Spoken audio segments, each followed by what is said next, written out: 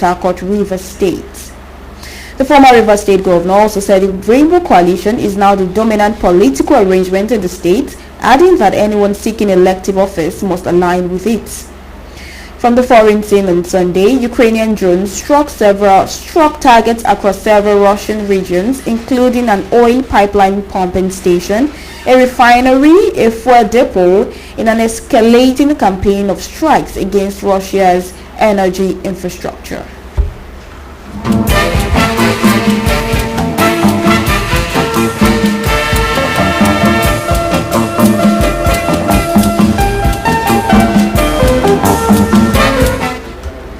Moving over to Monday, Governor Biodun Oyebanji warned criminal elements to stay away from the state. He gave the warning after meeting the 12th Brigade Commander, Brigadier General Kazim Sidi. Oyebanji assured residents of how adequate the state will hold its giveaway elections this month, as he appealed to Ekiti residents to be law-abiding. In his remarks, Brigadier General Sidi commended Governor Oyebanji for his strides in maintaining peace as the state heads to the polls on June 20. President Bola Tinubu reviewed naval vessels from Nigeria and several friendly nations during the 2026 International Fleet Review held in Lagos as part of activities marking the 70th anniversary of the Nigerian Navy. The event featured warships from Cote d'Ivoire, Ghana, Brazil, Benin, and South Africa alongside Nigerian Navy vessels. In his keynote address, Tinubu said a secure maritime domain remains critical to the success of his administration's renewed hope agenda. Still on Monday, FCT Minister Nyesom Wike declared that no opposition party is strong enough to unseat President Bola Tinubu in 2027. At his monthly media chat, Wike said he remained a PDP member, but his position is to make Nigeria better for all, irrespective of party politics. He said the PDP was pessimistic about his appointment as the FCT minister, adding that leadership is all about identifying a problem and preferring short and long-term solutions. From the foreign scene on Monday, the Israeli military reported that one of its soldiers was killed during fighting in southern Lebanon, bringing the number of Israeli military deaths since early March to 26.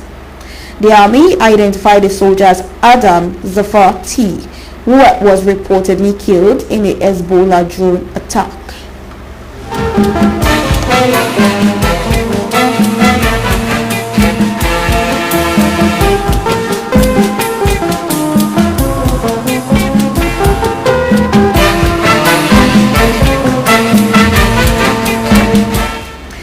Moving over to Tuesday, Ekiti State launched the Nigeria for Women program scale-up in partnership with the federal government and the World Bank to boost women's economic empowerment across the state.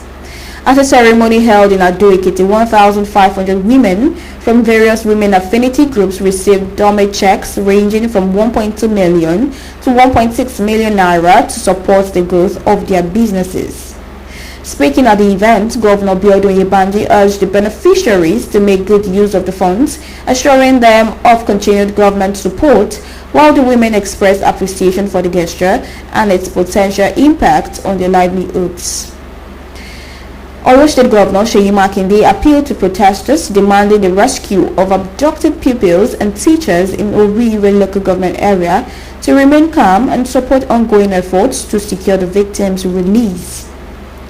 Addressing demonstrators at the government house in Ibadan, Makinde said the situation required unity and collective action rather than blame, describing the perpetrators as individuals whose actions reflected extreme brutality.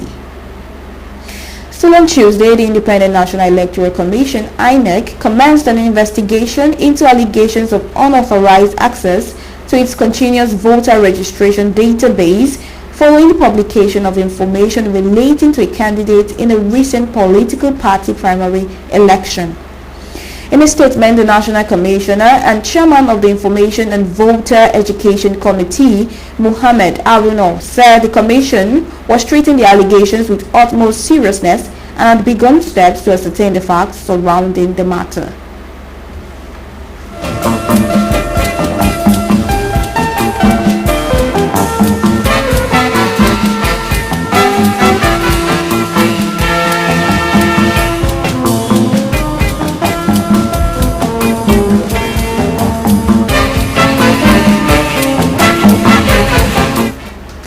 Now to Wednesday, the House of Representatives urged the federal government and security agencies to halt the recurring violence between the Karenjo and Wakun communities in Karim Lamido local government area of Taraba State, following a fresh clash that claimed lives, displaced residents, and destroyed property worth millions of naira.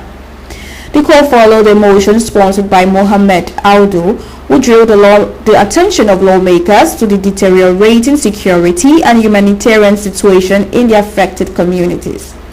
Presenting the motion during plenary, Aldo said violence erupted again between the two communities on May 29, 2026, resulting in the death of at least 5 persons, injuries to several others, and widespread destruction of homes, farm produce, and livestock.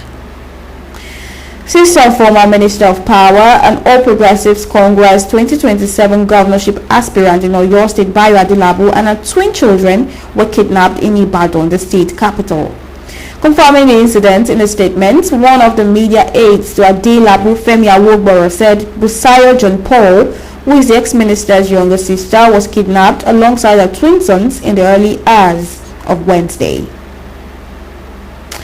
The Federal High Court sitting in Abuja sentenced 4 members of the Al-Shabaab terrorist group to death by hanging for their involvement in the June 5, 2022 attack on a Catholic church in Owo, Ondo State, which left more than 40 worshippers dead and over 100 others injured. The court found that the convicts were principal members of an Al-Shabaab terrorist cell operating in Kogi State, and that they took part in the assault on the church during a Pentecost service. Former Labour Party Vice Presidential candidate Dati Baba Ahmed disclosed that sympathy for Peter Obi and the state of the nation rather than ideological alignment drove his decision to accept the VP slot ahead of the 2023 presidential election. Speaking during an interview, the former vice presidential candidate explained that Obi had approached 3 other prominent politicians, all of whom declined to partner with him. Baba Ahmed said he stepped in as a volunteer for the sake of Nigeria and the compassion he felt towards Obi.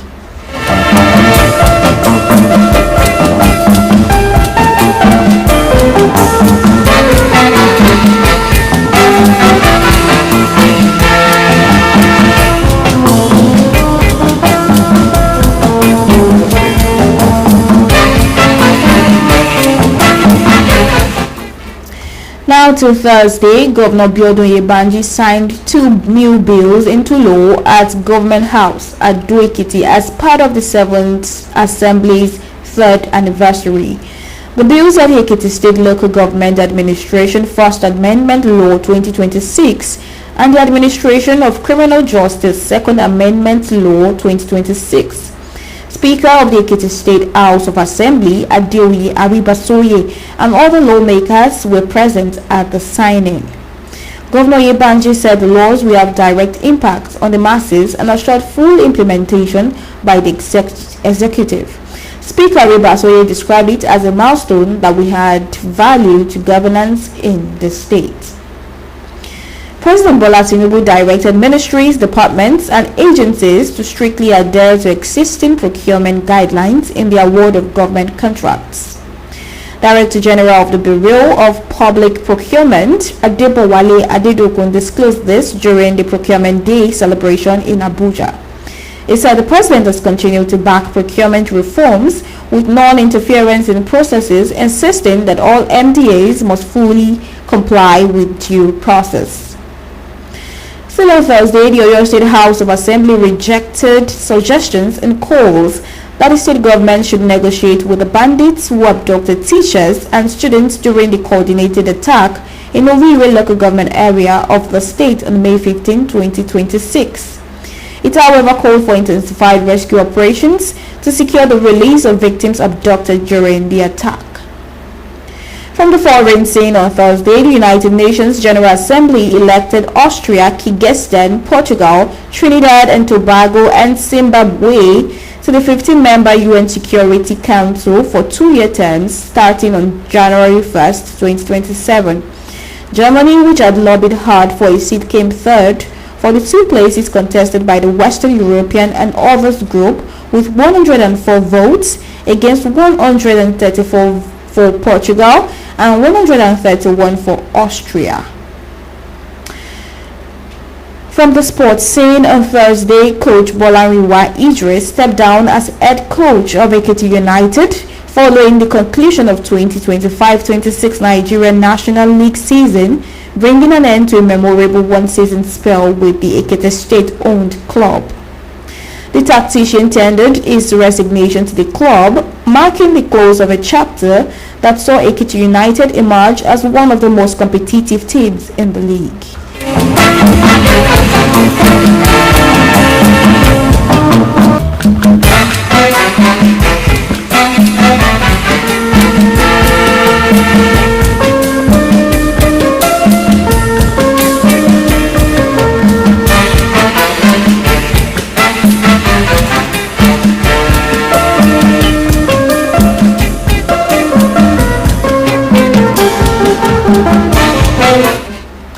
On Friday, Ekiti State Government unveiled the Center for Newborn Health Research and Innovation in Ado-Ekiti as part of efforts to improve maternal and child health care in the state. Governor Biodun Oyebanji commissioned the facility, saying it would promote research and develop solutions aimed at reducing newborn mortality and improving health care outcome for infants. The governor added that the center would help build the capacity of health workers and strengthen collaboration with relevant institutions. Ondo State government confirmed that a coordinated joint security operation has been launched following the abduction of a 9-year-old pastor's son, Victor Olaoshibikon, in Ose local government area. Information Commissioner Idowu Ajanoko said the personnel of the Amotekun Corps, the Nigeria Police Force, the Department of State Service, and the Nigerian military have been deployed for a rescue operation. The government urged residents to remain calm, assuring that the security situation is being professionally handled to ensure the safe return of the abducted child. Still on Friday, operatives of the Nigeria Security and Civil Defense Corps NSCDC Kano State Command foiled an attempted kidnap in Kiru local government area of Kano State.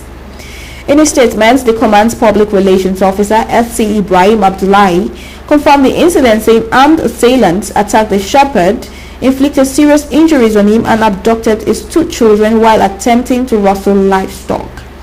Abdullahi added that the suspects abandoned the kidnapped children and fled into the forest with injuries, while rescued persons have since been reunited with their family. From the sports scene on Friday, Democratic Republic of Congo national football team criticized the cancellation of its scheduled international friendly against Chile national football team in Spain following concerns linked to an Ebola outbreak in the country. The match, originally set for June 9 in southern Spain, was cancelled after local authorities raised public health concerns.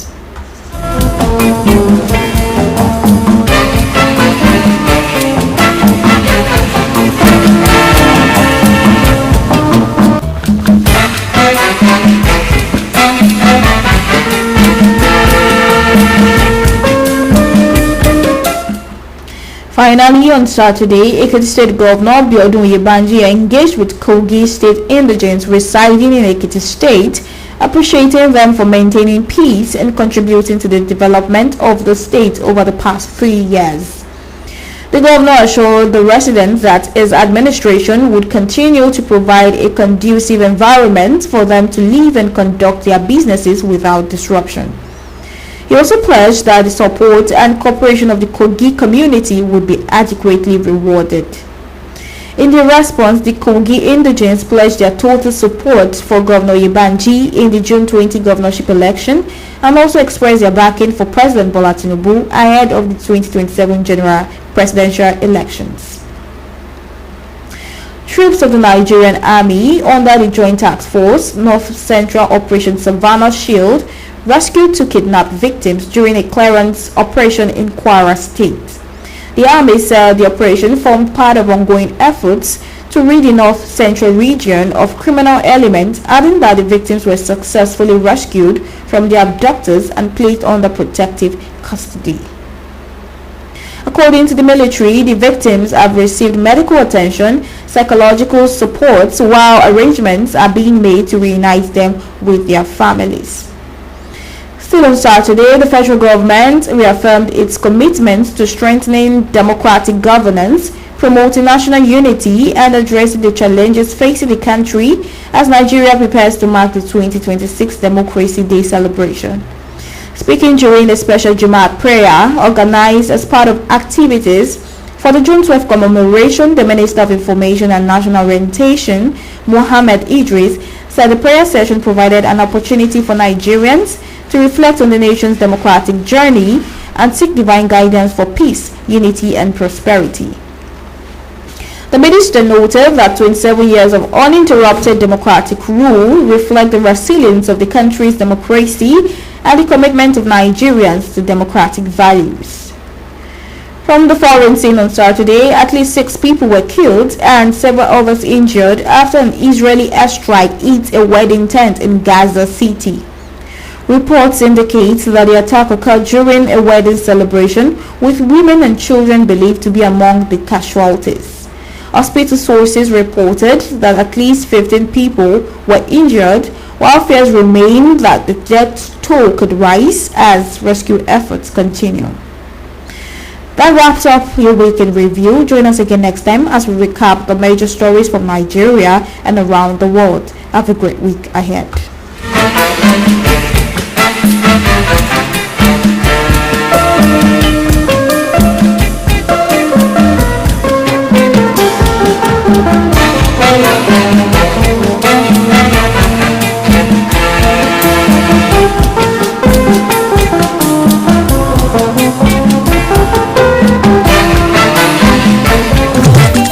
FM 104.9 omi lòtìtì ó já lóló.